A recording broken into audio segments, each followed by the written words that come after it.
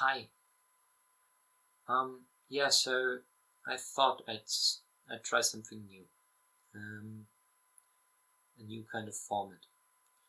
And this is gonna be me reading something from Synergetics, from Buckminster Fuller's, Richard Buckminster Fuller's Geometry of Thinking, Synergetics.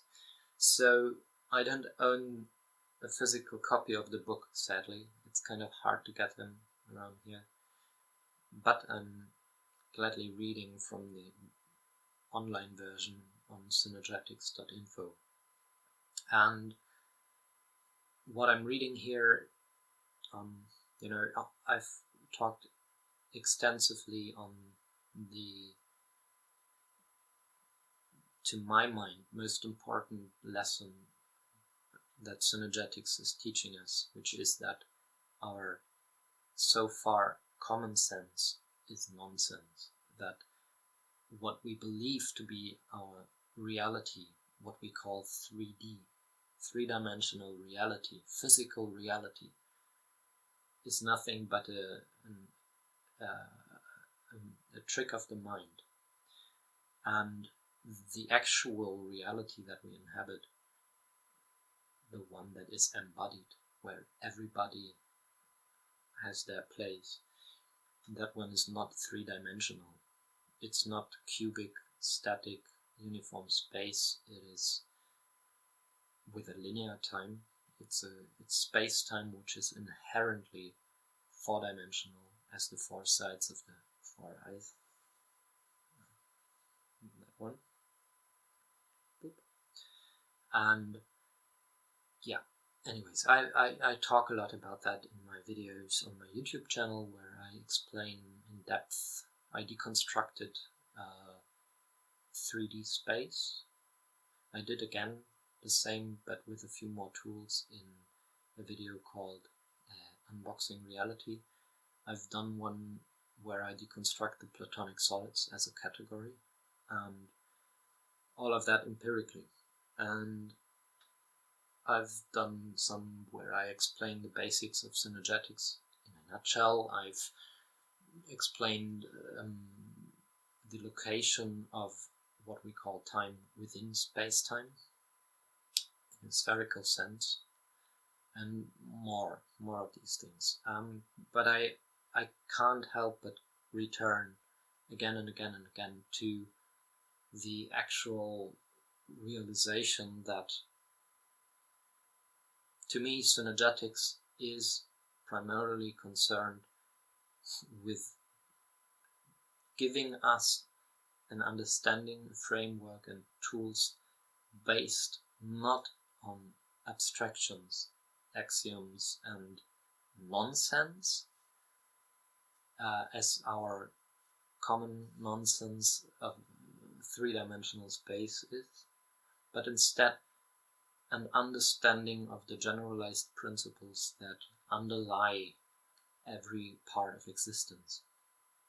Alright, so, long story short, this is a short introduction, but I'm going to read to you directly from Synergetics info, and I'm going to read from the chapter on the tools of geometry. So this is numbers 8, 20 and following. If you look into Synergetics, you will find all paragraphs have their own forward-running numbers. So this is from 8:21:01 and following. All right. And let me just clarify. I tried this before, and I tend to, to change language as I read it already. So if it says here something of a man, I'm inclined to say human. If it says something, these kinds of things. So bear with me. I might call the tetrahedra, the so-called many-faced shapes, solid shapes, I tend to call them polyops, but that's another story. Many eyes. Alright, 8:21:01.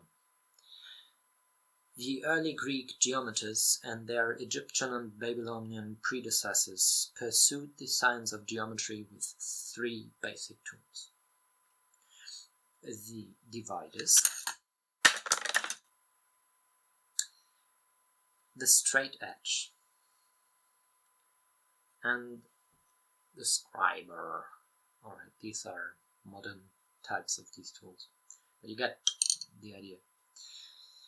They established the first rule of the game of geometry, that they could not introduce information into their exploration unless it was acquired empirically as constructed by the use of those tools. With the progressive interactive use of these three tools, they produced modular areas, angles, and linear spaces. The basic flaw in their game was that they failed to identify and define as a tool the surface on which they inscribed. In absolute reality, this surface constituted a fourth tool, absolutely essential to their demonstration. The absolute error of this oversight was missed at the time due to the minuscule size of human in relation to their planet Earth. While there were a few who conceived of Earth as a sphere, they assumed that a local planar condition existed, which the vast majority of humans assumed to be extended to infinity, with a four-cornered Earth plane surrounded by the plane of water that went to infinity. They assumed the complementary tool to be a plane. Because the plane went to infinity in all planar directions, it could not be defined and therefore was spontaneously overlooked as a tool essential to their empirical demonstrating. What they could not define, yet obviously needed, they identified by the ineffable title axiomatic, meaning everybody knows that. Had they recognized the essentiality of defining the fourth tool upon which they inscribed, and had they recognized that our Earth was spherical, ergo finite, ergo definite, they could and probably would have employed strategies completely different from that of their initiation of geometry, with the exclusive use of the plane. But to the Eastern Mediterranean world, there lay the flat, infinite plane of the Earth at their feet, on which to scratch with a scriber. Probably not this kind. Dividers. The ends of two sticks can be bound together to serve as dividers. A straight-edge stick could be whittled by a knife and sighted for straightness and improved by more whittling. The opening of the dividers could be fixed by binding a third stick between the other two ends, thus rigidifying by triangulation. Almost anyone at sea or in the desert could start playing this game. And as a side note, if you find yourself out in the wild and you want to start some actual geometry on the Earth, just look for some tree branches. If you find some that go open like a fork, that is already a compass or divider. Just break off the branch, if you find it on the ground, please, so that you get your compass of your desired scale and radius, and off you go, drawing circles and thus triangles and hexagons.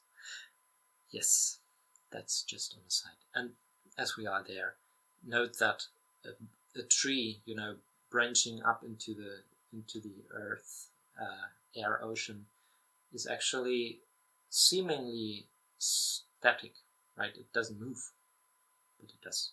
With the wind, of course, it grows, of course, but also it's turning with the earth, right? So as it grows, it's constantly turning, and therefore describing its circles and spheres.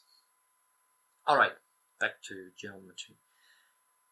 So what I don't actually know how far I'm going to read this. Oh, alright, the next part is actually, really kind of the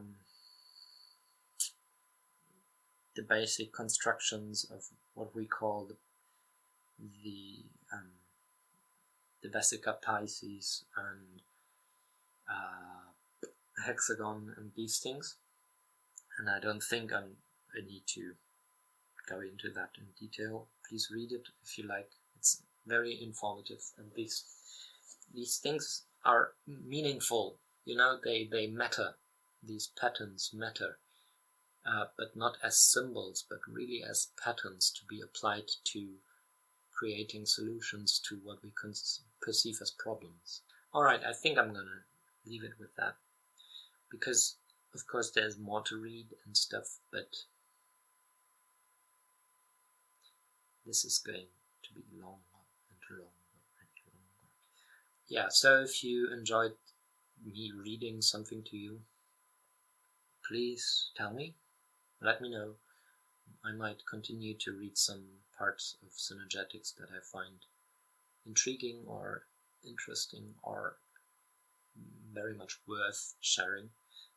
And until then, please continue growing your understanding of spheres and their behaviors, because we're spheres ourselves, and it's not helping us nor the rest of planet Earth if we are continuously believing to be cubes and boxes and doing everything with those. Really, there is no need and no use to them. Alright, that's it for now. I hope you have a good day. Take care. Bye bye.